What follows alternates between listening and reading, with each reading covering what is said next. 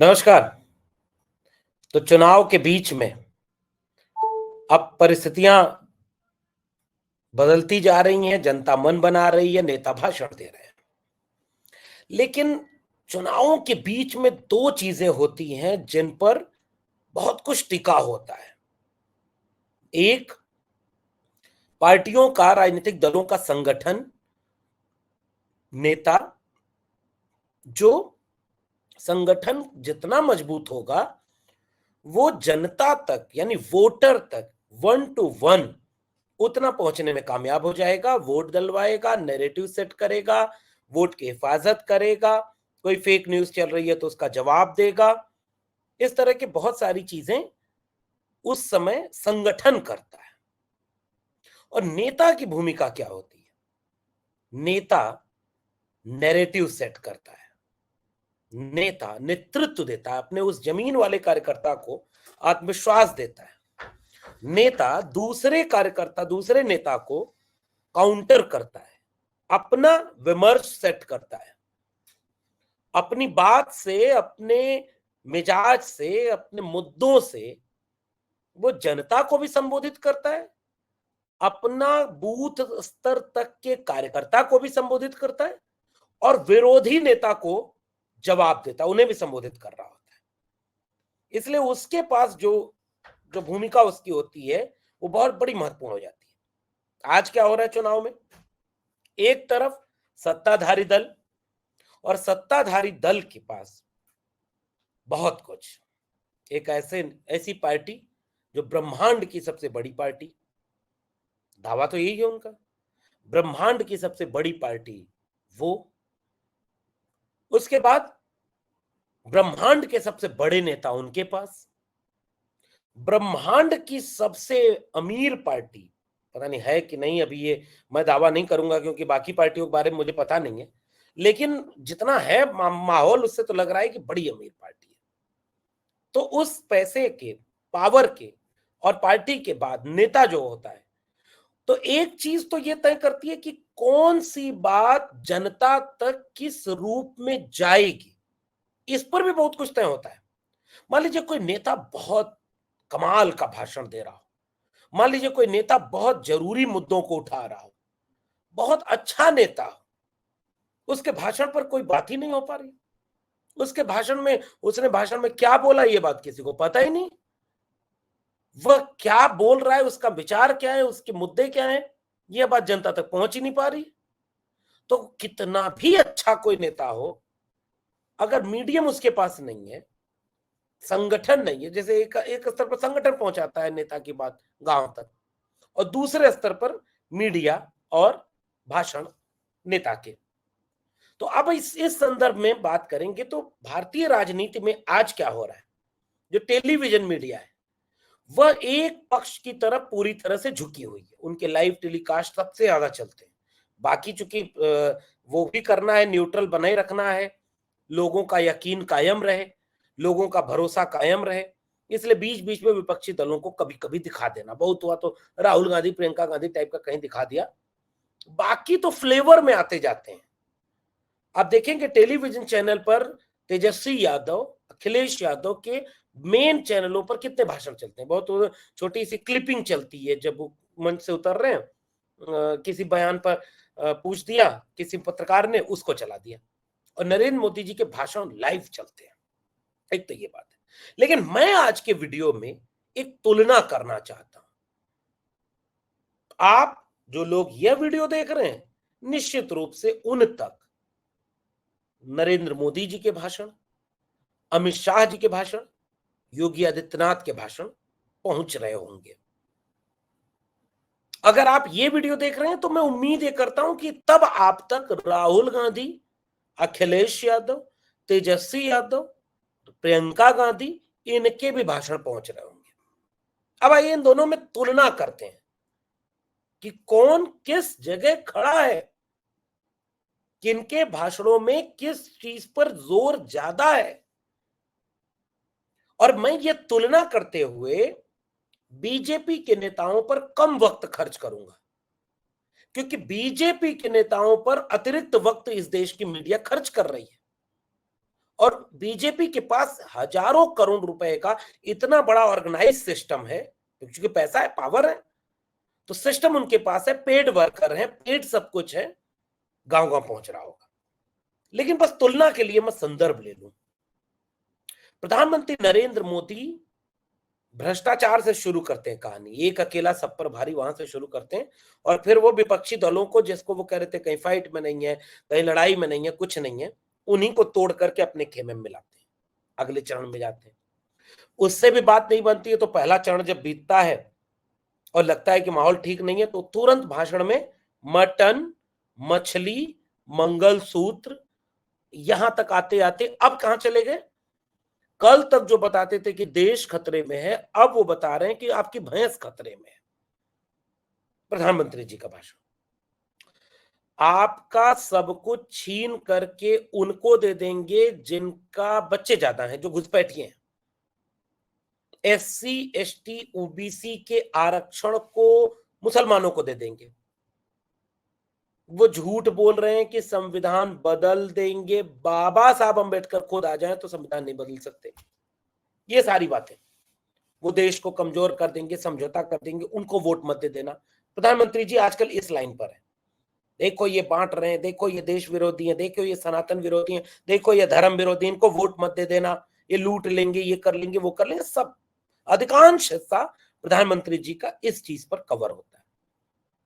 अमित शाह जी चूंकि एकदम लगभग फोटोकॉपी टाइप का मामला होता है, तो जो प्रधानमंत्री जी, जैसे प्रधानमंत्री जी शहजादा बोलेंगे, तो बीजेपी के किसी नेता में ये मतलब क्षमता नहीं है, या स्थितियां ऐसी नहीं है कि वो कोई नया टर्म खोज लें, वो भी शहजादा बोलेंगे।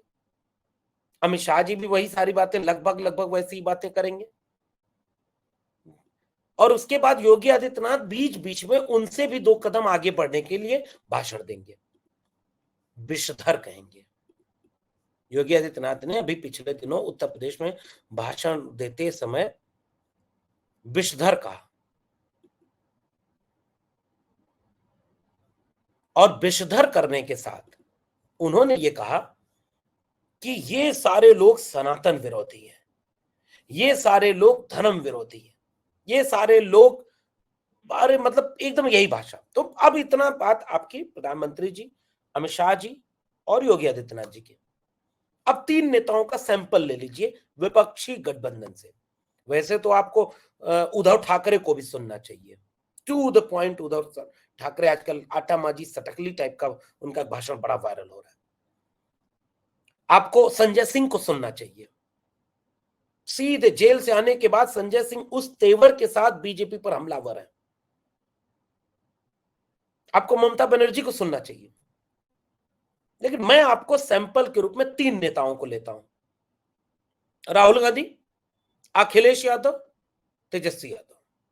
मैं 3 नेताओं का सैंपल लेता हूं।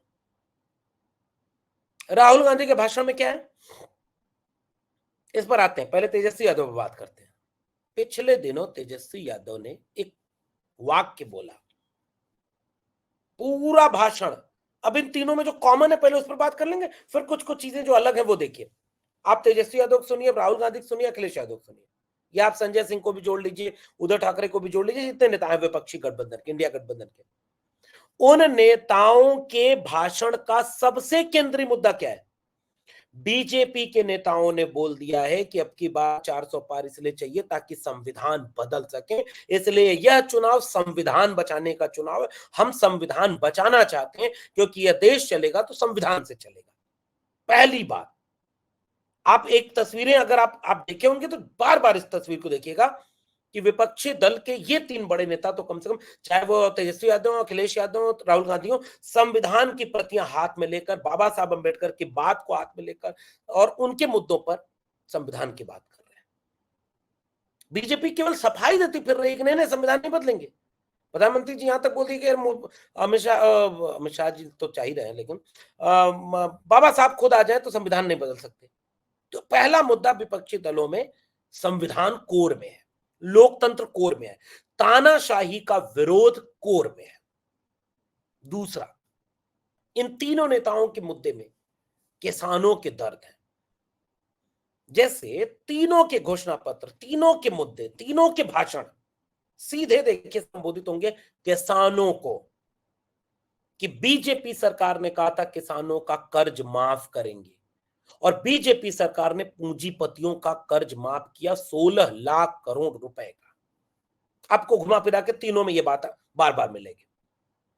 बीजेपी सरकार ने कहा था 2022 तक किसानों की आय दुगनी कर देंगे, और आज किसानों पर कर्ज दुगना हो गया। बीजेपी ने कहा था कि एमएसपी को कानूनी गारंटी देने पर विचार करेंगे।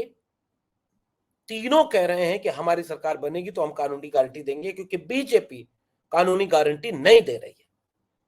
बात समझिए इसको, केवल किसान सीधे एड्रेस, सबसे बड़ा हिस्सा इनके मुद्दों का किसानों को एड्रेस करने का। एमएसपी को कानूनी गारंटी देंगे, किसानों का कर्जा माफ करेंगे, और इवन सोशलिस्ट बैकग्राउंड के लगभग तीनों दलों का सोशलिस्ट बैकग्राउंड सिंचाई मुफ्त और इस तरह की चीजों पर जाता है। दूसरा मुद्दा नौजवानों के रोजगार का। तीनों नेता बार बार कहते हैं कि जितने पद खाली पड़े हैं उन पर परमानेंट अपॉइंटमेंट करेंगे, अग्निवीर जैसी योजना को खत्म करेंगे, जो अग्निवीर जैसी योजना कभी बर्दाश्त नहीं की जा सकती।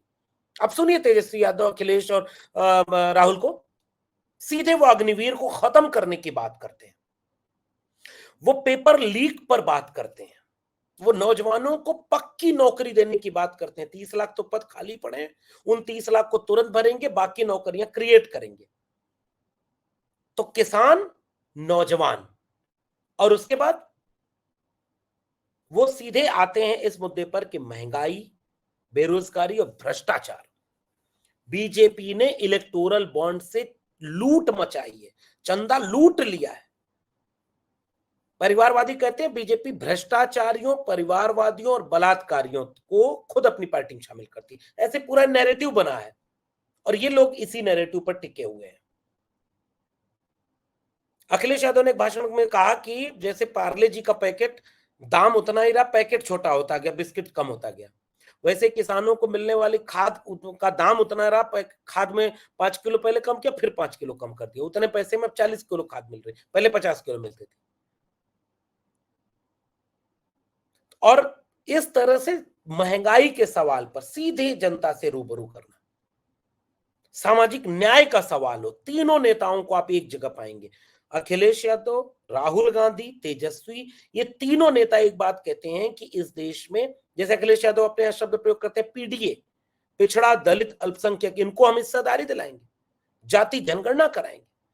राहुल गांधी तो सीधे आंख में आंख डाल करके पूछते हैं, भाई बताओ कितने दलित, पिछड़े, आदिवासी देश चला रहे हैं, कितने प्रोफेसर हैं, कितने डॉक्टर हैं, कितने ज्वाइंट सेक्रेटरी हैं, कितने उद्योगपति हैं, मीडिया में कितने हैं।